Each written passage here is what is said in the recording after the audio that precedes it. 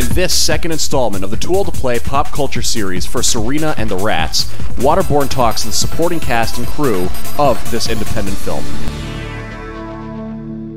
This is Dane Tullock, aka Waterborn with Too Old to Play, and I'm here with some of the stars and crew of Serena and the RATTS, a new independent film that is being highlighted out here at the Rock and Shock Festival in Worcester, Massachusetts. So on my left here, I got Jonathan. I told you I'd fuck up your name, Jonathan. Jonathan Thomson without a P. To my right here, I got Joey White, aka Jose Blanco, and then I'm going to screw up his name, Tony Colapietro, who did some of the production work. So guys, thank you for sitting down with us here at Rock and Shock. Talk to me about Serena and the RATTS. I never heard of the production, never heard of the movie until I walked across your booth. I saw,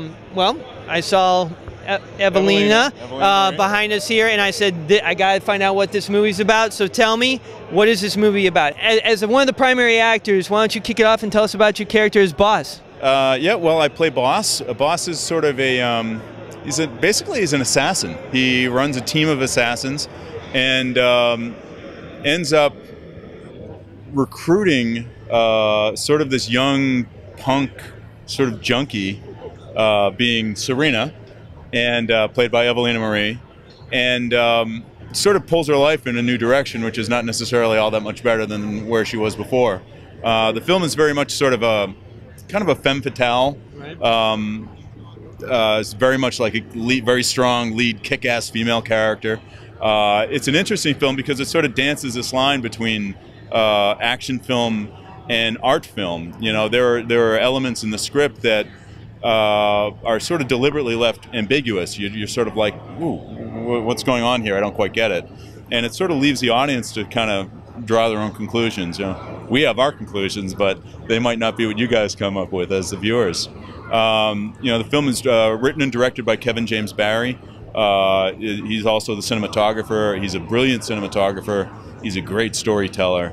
Evelina is spectacular. She's just absolutely captivating on camera. She's literally one of the nicest people I've ever met. I was about to say, and she's a damn nice person too. I've had a chance to talk to Evelina several times over the course of the weekend, and I was really impressed, not only with the fact that she's very nice, very personable, but also with her enthusiasm about this film. I mean, she is your best promotion, obviously. Oh, absolutely. She's so excited to just be talking to people about the film, and you know, people are buying the DVD, and she's just like, you know, thanking them, like, you've made my day. This is it. We're finally getting this out to viewers, and she's so excited, and we're all really, really proud of it. We worked really hard on it, and it's great to see it all come together. Excellent. And it's great to have this great reception. Yeah, and I got a chance to look at to see a preview screen via DVD of the film, and one of the things that I really liked about the film was, like you say, the art style. There's a little nod to La Femme Nikita. Obviously, you know, some people, because of the way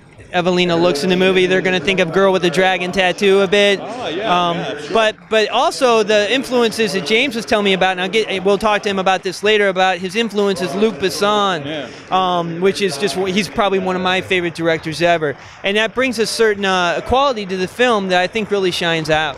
Absolutely. You know, I think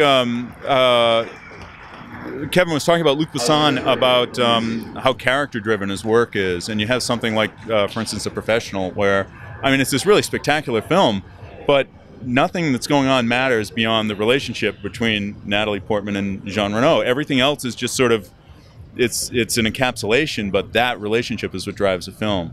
And I think Kevin was trying to deliver some of that with Serena. Excellent. So, guys, I haven't forgotten about you over here. Joe, talk to me about your role in the film. Well, I have a rather unique role. I'm not actually an actor in the film. What happened is there's a scene in Serena where two actors are watching an action movie on screen. And I believe in the first edit they had Stallone's Cobra playing. Well, when you go for distribution, you can't have any copywritten material in your piece. So they just said, hey, you know what? We're filming our own action sequence. They called me up. They said they needed someone to be a mercenary. I'm like, I am down for whatever. So I get to set, and it turns out the actor who they had set to play the lead villain didn't show up. So they said, hey, Joe, you want to play the lead guy? And I'm like, yeah. So they gave me a script. I learned it in like an hour, and it was like a 98 degrees outside. We were in a warehouse in Swampscott, Massachusetts. We were filming all day long. We had gunshots, we had explosions. I got my eyeball torn out by a handcuff. I just had so much fun.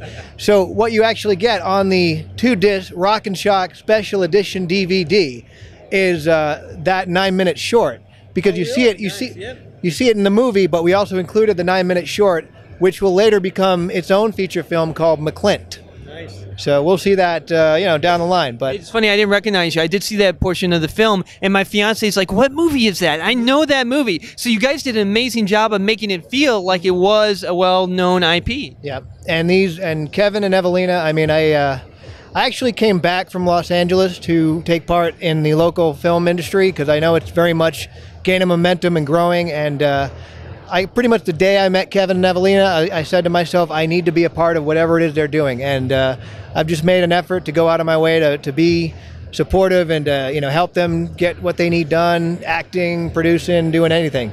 So definitely, there seems to be a lot of amazing energy around this production, and that's what really drew me to it is Evelina's attitude, the way you guys are really supporting the film. And let's talk to Tony over here as well. Tony, you were involved in the production of the film. Tell us a little bit about that. Yeah, and I was just I actually came in towards the tail end of this feature, which I'm so thankful that I actually worked with Joe on another project prior to this called Cruelty with another group of friends.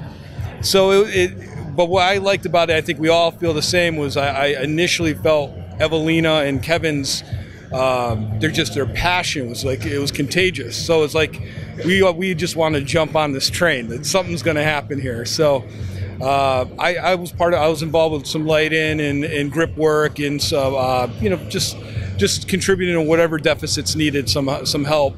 And but then once being part of that, it's like, you know, once you find the right people, you want to continuously work with them. And we jumped into another feature pretty soon after that, which you know, was another one that they were, you know, is being shown. But Serena was definitely more of a labor of love, I feel, for Kevin and Evelina.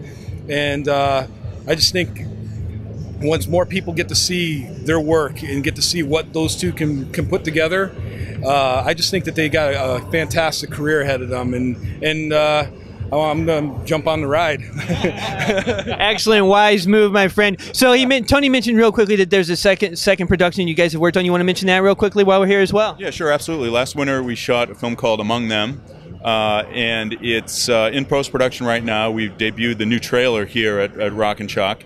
It's really different, very different film than Serena. Serena had a very broad, sort of a very wide scope over a long span of time, and Among Them is very tense. It's extremely tense. It's concise. It's in that it takes place in just a span of a few days.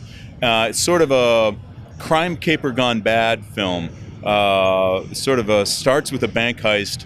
The bad guys check into a motel to hide out, and it turns out they're not the worst ones there. Nice. And sort of goes off in that direction. And it's just extremely tense. It was wonderful to make. It was difficult. We shot it in the winter. We had a lot of outdoor stuff, and it was cold. It was really cold. We discovered the operational temperature limits of the equipment we were working with, actually.